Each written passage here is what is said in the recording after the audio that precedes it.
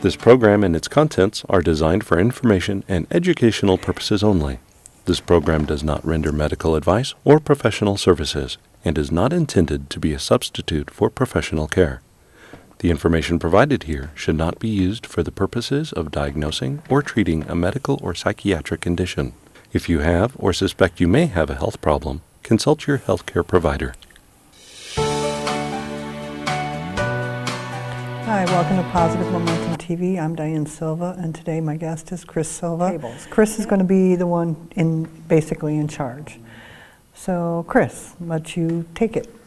Well, I thought we'd kind of switch roles a little bit and kind of ask so that we can have the audience get a little bit more of your perspective on things that you go through starting from the beginning. So, I guess to kind of do it chronologically, as far as what experiences you go through, starting from the beginning. So, in other words, how do you feel, or like when we start talking about going on a trip, what do you experience at that time? Usually it's a lot of excitement. You know, it's the idea of going, it's the idea of seeing new things, it's the idea of, every once in a while there's a little bit of angst that comes through going, oh crap, we got to get there by however. But normally we're that far away from it, especially if we don't have a timeline involved. If there's no timeline, we just say, hey, what do you think we're of... just talking about it, yeah. Let's just go someplace. Usually it's excitement. Would you agree or disagree? I'd agree. That's the main thing that I would observe from you, yes. Okay. Yeah, there's a lot of dreamer in me, you know. Okay. So you would be excited about going to, you know, wherever the destination is going to be, and then say the next step would be to start planning and maybe looking at flights or a train ride or, you know, whatever the transportation is going to be, because, you know, sometimes we just drive. At that point when we start talking about that, so we're kind of leaping forward to, okay, now we have a time that we're going to go. What do you feel at that point?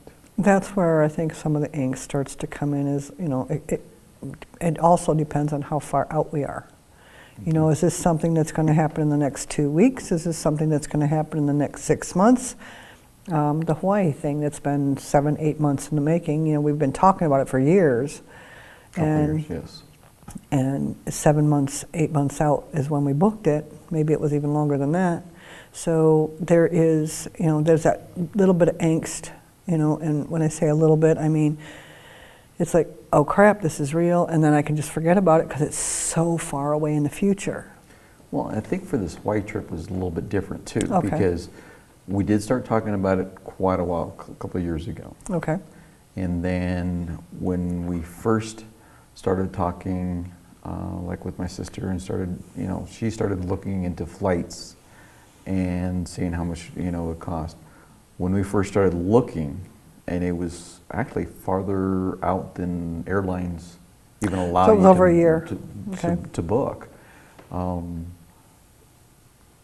Only a couple airlines would actually allow us to check into what the prices were and that type of thing. At that point, the cost of the trip were like, okay, I mean, it seemed like the anxiety level went up a little bit just because of the financial aspect. Finances is one of the key components. The other one is, you know, the time. So, you know, okay, what finances do I need to allow? How much time do I need to allow? You know, and then there's the what if. You know, is this conflicting with anything else? You know, what about the family? You know, what's going to happen then? We have a dog. You know, with grandkids. Our kids depend on us for certain things. Who's going to watch the house? All these things are starting to go through my head. So it makes it really challenging, from what I see, when it's so far out. It's challenging no matter what. but there's so many components that have to come together to make it happen. I don't care if we're going down to Des Moines or Right. over to Des Moines, or if we're going all the way to Hawaii. There's certain things that I take into account, and a lot of it, and we've talked about this once before, is I was a primary caretaker in my whole family for everyone, basically. My mother and my sisters, you know, I mean, I grew up helping raise my sisters. Because you were the oldest. Huh? Because you were the oldest. I was in the oldest. Situation. And due to situations, you know, my mom was busy taking care of her life, you know, so I stepped in. Anyway, the bottom line is, without playing, you know, the oh poor me thing, is I filled that role and I accepted that role.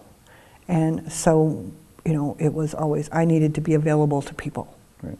So if I go somewhere, I'm not available to them. Yeah. What if?